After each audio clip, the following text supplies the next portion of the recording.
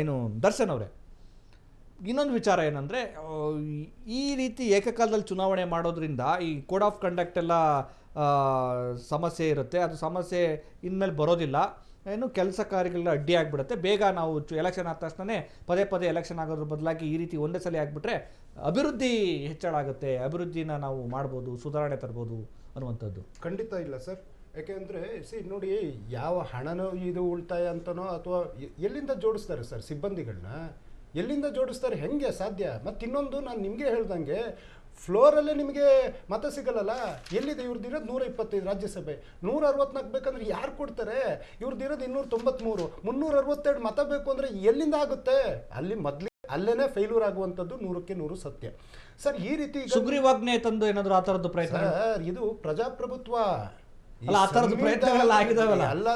What ever, ಇದು ಸಂವಿಧಾನ ಇರೋ ತನಕ ಅಷ್ಟು ಸುಲಭ ಅಲ್ಲ ಭಾರತದಲ್ಲಿ. ಮತ್ತು ಭಾರತದ ಭಾವನೆಗಳು ನಾನು ಮೊದಲೇ ಹೇಳಿದಾಗೆ ಅಲ್ಲಿ ಪರಿಸ್ಥಿತಿಗೆ ತಕ್ಕಂತೆ ನಾವು ಯೋಚನೆ ಮಾಡಬೇಕಾಗ್ತದೆ. ಚಿಕ್ಕದೊಂದು ಉದಾಹರಣೆ ಸರ್, ಈಗ ನೀವು ಒಂದು ಅಂತ ಹೇಳಿದ್ರಿ. ಇವತ್ತು GST ಕತೆ ದೇಶದಲ್ಲೆಲ್ಲ ಒಂದು ತೆರಿಗೆ ಅಂತಂದ್ರು, 28%, ಈ ಮನೋರಂಜನೆಗೆ 50%. ಏನಾಗ್ತಾ ಇದೆ? ಕೊನೆ ಪಕ್ಷ ರಾಜ್ಯಗಳಿಗೆ ತಲುಪ್ತಾ ಇದೆಯಾ? ಪ್ರಾಕ್ಟಿಕಲ್ ಆಗಿ ಯೋಚನೆ ಮಾಡೋಣ. ಒಂದು ದೇಶ ಒಂದು ಧರ್ಮ ಅಂತೆ, ಎಲ್ಲಿಗೋಗ್ಬೇಕು ಉಳಿದವರು? ಈ ದೇಶದಲ್ಲೇ ಹುಟ್ಟಿ, ಈ ದೇಶದಲ್ಲೇ ಬದುಕಿ, ಈ ದೇಶದಲ್ಲೇ ಬಾಳಿ, ಈ ದೇಶದಲ್ಲೇ ಮರಣ ಹೊಂದುವಂಥವನು ಎಲ್ಲಿಗೆ ಹೋಗ್ಬೇಕು? ಆ ಯೋಜನೆಗೆ ಯೋಚನೆ ಬೇಕಲ್ವಾ? ನೋಟ್ ಬ್ಯಾನ್ ಅಂತ ಮಾಡಿದ್ರು ಸರ್. ಅವ್ರ ಕನಸಿನ ಯೋಜನೆ ಏನು? ಬ್ಲ್ಯಾಕ್ ಮನಿ ತರ್ತೀವಿ ಅಂತ. 99% ಅಷ್ಟು ಹಣ ವಾಪಸ್ ಬಂದರೂ ಸಮೇತ ಒಂದು ನಯ ಪೈಸೆ ಬ್ಲ್ಯಾಕ್ ಮನಿ ಬರಲಿಲ್ಲ. ಆದರೆ ಆ ನೋಟ್ ಪ್ರಿಂಟಿಗೆ ಖರ್ಚಾಗಿದ್ದೆಷ್ಟು? ಆ ನೋಟ್ನ ವಾಪಸ್ ತಾಳೋದಕ್ಕಾಗಿದ್ದ ಪರಿಸ್ಥಿತಿ ಏನು? ಇವತ್ತು ಮಿನಿಮಮ್ ಅಂದರೆ ಎಷ್ಟು ಲಕ್ಷ ಸಣ್ಣ ಗುಡಿ ಕೈಗಾರಿಕೆಗಳು ಮುಚ್ಕೊಂಡು ಹೋದು? ಪ್ರಾಕ್ಟಿಕಲ್ ಯೋಚನೆ ಮಾಡೋಣ.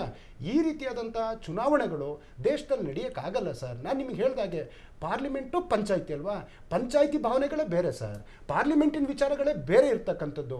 ಇವತ್ತೇ ನಾವು ಇವ್ರನ್ನ ಮಾತಾಡ್ಸೋಕ್ಕಾಗ್ತಾ ಇಲ್ಲ. ನಮ್ಮಿಂದ ಎಷ್ಟು ಜನ ಆಯ್ಕೆಯಾಗಿ ಹೋದವರು ಯಾವ ರೀತಿ ಧ್ವನಿ ಆಗ್ತಾ ಇದ್ದಾರೆ. ನಾಳೆ ದಿನ ನೀವು ಅಲ್ಲಿಂದ ಇದು ಪ್ರೆಸಿಡೆಂಟ್ ರೂಲ್ ಮಾಡ್ದಂಗೆ ಮಾಡೋದಕ್ಕೆ ಹೋಗದೆ ಆಗಲ್ಲ.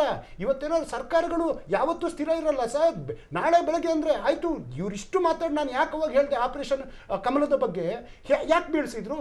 ನಿಮ್ಮಲ್ಲಿ ಆ ಬದ್ಧತೆ ಇದ್ದಿದ್ರೆ ನಡೀತಾ ಇದ್ವಲ್ಲ ಸರ್ಕಾರ. ಉದಾಹರಣೆ ಮಹಾರಾಷ್ಟ್ರದಲ್ಲಿ ನಡೀತಾ ಇತ್ತು. ಮಹಾರಾಷ್ಟ್ರ ಸರ್ಕಾರ ಯಾಕೆ ಬೀಳಿಸಿದ್ರು? ಕರ್ನಾಟಕದಲ್ಲಿ ನಡೀತಾ ಇತ್ತು. ಇವರೇ JDSನವರು.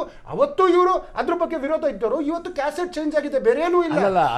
ನರೇಂದ್ರ ಮೋದಿ ಅವರ ಬಗ್ಗೆ ವಿಚಾರಗಳು ಕ್ಯಾಸೆಟ್ ಉಲ್ಟಾ ಹೊಡಿತಾರೆ. ಏನು ಮಾಡಕ್ಕಾಗಲ್ಲ. ಮುಖ್ಯಸ್ಥರಾಗ್ಬಿಟ್ಟು ಅವರು ಇದ್ರ ಬಗ್ಗೆ ಏನ್ ನಿಲುವು ಇಟ್ಕೊಂಡಿದ್ದಾರೆ? ಕುಮಾರಸ್ವಾಮಿ ಅವರೊಂದು ಪ್ರಾದೇಶಿಕ ಪಕ್ಷದ ರಾಜ್ಯಾಧ್ಯಕ್ಷರಾಗಿ ಇವತ್ತು NDAನಲ್ಲಿ ಇದ್ರು ಸಮೇತ ಪ್ರಾದೇಶಿಕತೆ ಅಂತ ಬಂದಾಗ ಅವ್ರೇನ್ ಮಾಡ್ತಾರೆ? ನಡ್ಡಾ ಮತ್ತೆ ನಿತೀಶ್ ಅವರ ಸಹಾಯದಿಂದ ಈ ಸರ್ಕಾರ ನಿಂತ್ಕೊಂಡಿರ್ತಕ್ಕಂಥದ್ದು. ಅದು 2 ಪ್ರಾದೇಶಿಕ ಪಕ್ಷಗಳು. ಅವರ ನಿಲುವೇನು? ಇವೆಲ್ಲ ಚರ್ಚೆಗಳು ಹಾಗೆ ಆಗ್ತದೆ ಸರ್. ಹಾಗಂತ ಹೇಳ್ಬಿಟ್ಟು ಈ ರೀತಿಯಾದಂಥ ಹೇರಿಕೆಗಳನ್ನ ಮಾಡಲಿಕ್ಕೆ ಸಾಧ್ಯ ಇಲ್ಲ. ಜನರಿಂದನೇ ಇವತ್ತು ಸರ್ಕಾರಗಳು ಹೊರತು ಸರ್ಕಾರದಿಂದ ಯಾವ ಜನ ಇಲ್ಲ. ಆ ಒಂದು ಮತದಾನದ ಪಾವಿತ್ರ್ಯತೆ ನಿಮಗೆ ಹೇಳಬೇಕು ಅಂದ್ರೆ ಸರ್, ನಮ್ಮ ಪುದುಚೇರಿಯಿಂದ ಫ್ರೆಂಚ್ನವರು ಇಲ್ಲಿಂದ ಮತನ ಹಡ್ಗಲ್ ಹಾಕಿ ಕಳ್ಸರಂತೆ. 30 ದಿನ ಆದ್ಮೇಲೆ ಅಲ್ಲಿ ಕೌಂಟ್ ಆಗದಂತೆ, 30 ದಿನ ಬೇಕಾಗದಂತೆ ಅಲ್ಲಿಗೆ ಹೋಗಿ ಮತಗಳಲ್ಲಿ ಹೋಗಿ ಬೀಳ್ಬೇಕಂತಂದ್ರೆ. ಆ ರೀತಿ ಒಂದೊಂದು ಮತದ್ದು ಪಾವಿತ್ರ್ಯತೆ ಹಂಗಿರ್ತದೆ. ನೀವೆಲ್ಲ ತಾಮಲ್ಲಿ ಪಂಚಾಯತಿಗೆ ಅಲ್ಲುಕೊಂಡು ಡಬ್ಬಕ್ಕೆ ಹಾಕು, ಇಲ್ಲಿ ಇನ್ನು ತಾಲೂಕ್ ಪಂಚಾಯತಿಗೆ ಹಾಕು, ಇಲ್ಲಿ ZPಗೆ ಹಾಕು, ಇಲ್ಲಿ ನಗರಸಭೆಗೆ ಹಾಕು, ಅಲ್ಲಿ ಒಂದು EVM ಬೇಕಾಗತ್ತೆ ಏಕಕಾಲದಲ್ಲಿ, ಮತ್ತೆ ಇದಕ್ಕೊಂದು EVM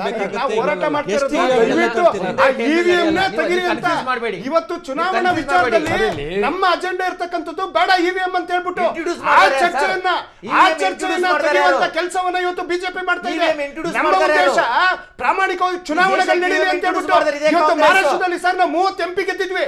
ಹೆಂಗ್ ಸರ್ ಇವೆಲ್ಲ ಉಲ್ಟಾ ಪಲ್ಟಾ?